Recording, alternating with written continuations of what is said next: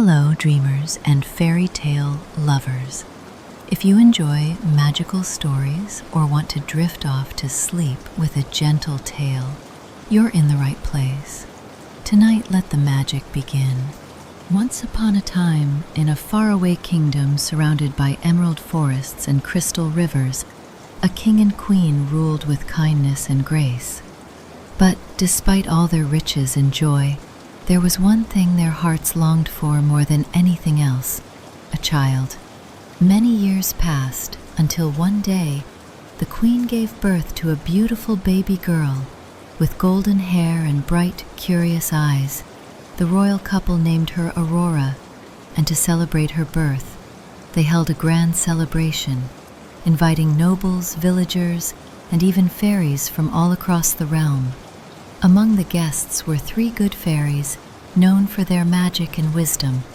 The first fairy approached the cradle and whispered, "I bless you with beauty fairer than a rose in bloom." The second fairy smiled and said, "I bless you with a voice that sounds like birdsong in the spring." But before the third fairy could speak, a powerful gust of wind blew open the doors. A dark figure entered, the evil fairy Maleficent, who had not been invited. With eyes full of fury, she walked slowly to the cradle and cast a curse. On her 16th birthday, the princess shall prick her finger on a spinning wheel and die. The room fell silent in horror. But the third fairy, who had not yet given her gift, stepped forward. "I cannot undo the curse, but I can soften it. The princess will not die. She will fall into a deep sleep which can only be broken by true love's kiss." To protect Aurora, the king ordered every spinning wheel in the kingdom to be burned. But the 3 fairies had another idea. They took the baby into the woods and raised her in a small cottage, hiding her identity and calling her Briar Rose. Years passed, and Aurora grew into a kind, graceful, and curious young woman. She sang with the birds, danced among the flowers, and dreamed of love. On the morning of her 16th birthday, she wandered through the forest, unaware that her life was about to change forever. There, she met a stranger, a handsome prince named Philip, who had also wandered into the forest. They spoke, danced, and laughed, feeling as if they had known each other forever. But before she could learn his name, the fairies called her home, revealing the truth. She was a princess, and today was her birthday. They brought her to the castle to reunite with her parents, but Maleficent had been waiting. Disguised as an old woman, she lured Aurora to a hidden tower room where a spinning wheel stood. Mesmerized, Aurora reached out and pricked her finger. She collapsed into a deep, magical sleep. The fairies placed her on a bed in the highest tower, surrounding her with roses. The entire kingdom, heartbroken, also fell into sleep, trapped by the same spell. Years passed. Vines and thorns grew around the castle, and stories of the sleeping princess spread far and wide. One day, Prince Philip heard the tale and set off through the enchanted forest. He battled dark creatures, crossed a river of fire, and at last reached the tower. There he saw her, beautiful and still as a statue. He knelt beside her and gently kissed her hand. A golden light shimmered through the room. Aurora's eyes opened slowly. The kingdom awoke. Joy filled the air as families reunited and the king and queen embraced their daughter once more. Not long after, Aurora and Prince Philip were married in a grand ceremony, with the entire kingdom celebrating. And from that day on, peace returned to the land. And so the princess, who once slept for years, finally lived her dream, happily ever after. Long ago, at the edge of a deep, shadowy forest, stood a small cottage made of weathered wood and cold stone. In it lived a poor woodcutter, his 2 children, Hansel, clever and protective, and Gretel, kind-hearted and curious, and their cold-hearted stepmother. The land had been struck by famine, and the pantry shelves sat nearly bare. Night after night the family ate less, until even crumbs became precious. The stepmother, bitter and selfish, whispered to the woodcutter in the dead of night, her voice sharp as the wind outside, "There is no more food. If the children stay, we will all starve. We must take them deep into the forest and leave them." The woodcutter's heart broke, but he was too weak to defy her. Yet Hansel, who lay awake beside his sister, heard everything. At first light he crept outside and filled his pockets with small white pebbles, smooth as moonlight. As they were led into the woods that morning, he quietly dropped one pebble at a time along the trail behind them. After a long walk through thorny underbrush and towering trees, their parents lit a fire, gave them a crust of bread, and left. As the cold darkness crept in, Gretel clutched her brother's arm, but Hansel smiled and whispered, "Don't worry, just follow the stones." Under the light of the full moon, the pebbles glimmered like stars on the forest floor. Step by step they made their way back home. When the door creaked open, their father wept with joy, but the stepmother's eyes narrowed in anger. Days later she tried again. This time, the children were taken even deeper into the forest, so deep that the trees whispered and the sun barely pierced the branches. Hansel, unable to collect pebbles, tore his meager bread into crumbs and dropped them behind him. But as the sun climbed and fell, the birds of the forest swooped down and ate every crumb. Now truly lost, Hansel and Gretel wandered through the twisting woods for hours, then days. Their stomachs ached with hunger. Just as they began to lose hope, a strange scent drifted through the air: warm sugar, cinnamon, roasted nuts. Through the trees appeared a cottage unlike any other. Its walls were made of gingerbread, its roof of glazed cake, its windows sugar glass, and its garden lined with candy canes. The children stared in awe. Carefully, they took a bite from a cookie windowsill, then a piece of chocolate trim. That's when the door creaked open. An old woman stood in the doorway, hunched and smiling, her voice soft as honey. "Oh, my poor little darlings, come in, come in. You must be starving." Inside, the table was set with steaming soup, bread, sweets, and warm beds with feather pillows. Exhausted and grateful, the children ate and fell asleep. But in truth, the woman was a wicked witch who had built the candy cottage to lure lost children.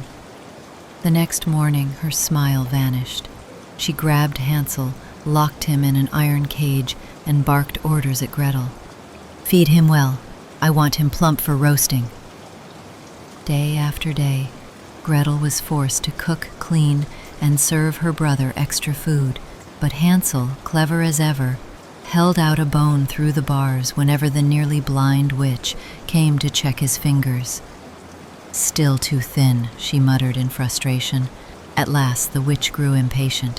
She lit the fire and ordered Gretel to check if the oven was hot enough. "I don't understand. How do I do it?" Gretel asked sweetly. Grumbling, the witch bent down to show her, and in that instant Gretel shoved her into the oven with all her strength and slammed the iron door shut. The fire roared. Hansel was freed. The two embraced, tears in their eyes. Before leaving, they searched the witch's cottage and found a chest filled with gold coins, pearls, and gleaming jewels hidden beneath the floorboards. With arms full of treasure, they journeyed home. The forest, once menacing, now seemed bright and open. After many days, they reached their cottage. Their stepmother had vanished. Some say she fled. Others say the forest took her. Their father, gaunt and guilt-ridden, wept with joy and hugged them tightly. With the witch's treasure, they never knew hunger again, and together they rebuilt a life filled with warmth, forgiveness, and love. Long ago, nestled at the edge of a dark, twisted forest, a humble couple lived in a crumbling cottage beside a vast, high-walled garden. This garden belonged to a wicked enchantress, feared throughout the land for her mysterious powers and cruel heart.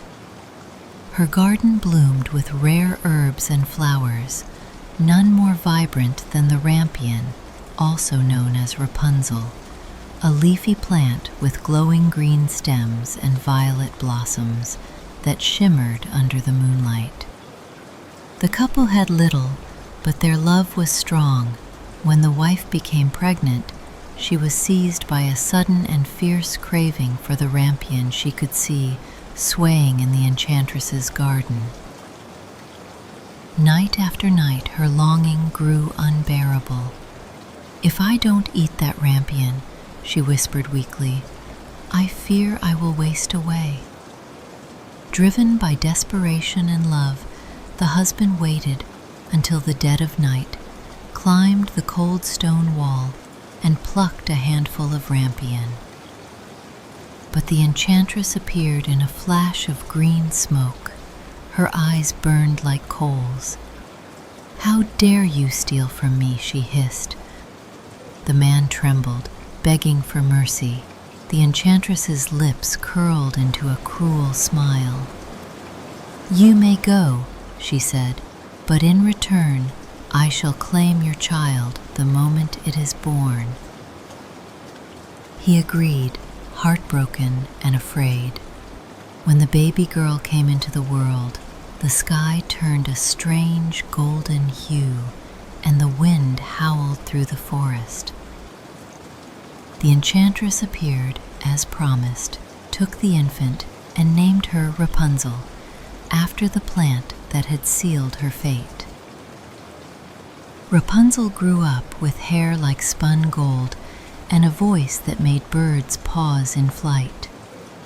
By the time she was 12, the enchantress, fearing the world would one day steal the girl's beauty and innocence, locked her in a tower deep within the forest. The tower had no door, no stairs, only a single arched window at the very top. The only way to reach Rapunzel was by shouting, "Rapunzel, Rapunzel, let down your hair," and with that, her long golden braid would spill down like a shining rope, strong enough to bear the weight of the enchantress. Years passed. Rapunzel grew into a young woman, her voice more enchanting than ever, her hair long enough to wrap around the tower twice. She sang to the birds, the trees, and the stars, unaware that anyone else in the world might hear her. But one day, a young prince, riding through the forest, caught the echo of her song. Entranced, he followed the melody until he saw the tower. Hiding in the shadows, he watched as the enchantress called out and climbed up using Rapunzel's hair. The next day, after the enchantress was gone, the prince tried the same call. To his amazement, the braid dropped down. At first frightened, Rapunzel soon found comfort in the prince's gentle voice and kind eyes. He visited often, and they would talk for hours. As seasons changed, their hearts intertwined, and they fell deeply in love. One day, confused by changes in her body, Rapunzel innocently asked the enchantress, "Mother Gothel, why are my clothes getting so tight?" The enchantress immediately understood.